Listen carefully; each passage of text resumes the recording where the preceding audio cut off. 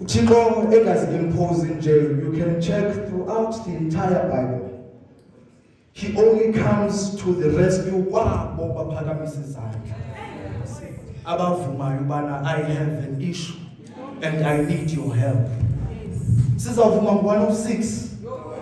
Ndifuna abazalwane bam umuntu ozaphakamisa isandla sakhe athi I need your touch. You have done it before, and therefore that is proof yokubana you can do it again. Sizele loo nto kule ndawo, to ask the Lord to do it again. Ndifuna khawume manje kumntu lapha ncam kwakho, mhlawumbe uyakuphazamisa. Ndifuna ukhulibale nokuba undawoni na, ukhulibale ngeengxaki zakho kwalo mzuzwana.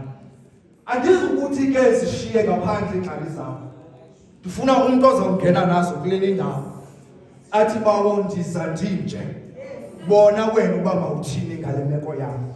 Kade Nkosi ndizizama kule ndlu yakho but andilungelanga nto, and therefore I come to you because I am living testimony that you can. Sizavuma 106. Sizathenga umoya abazalwane bam. Sizawuthenga abaselefoni ezikwenza ku TNT. Please. Masizixoleni bazalwane.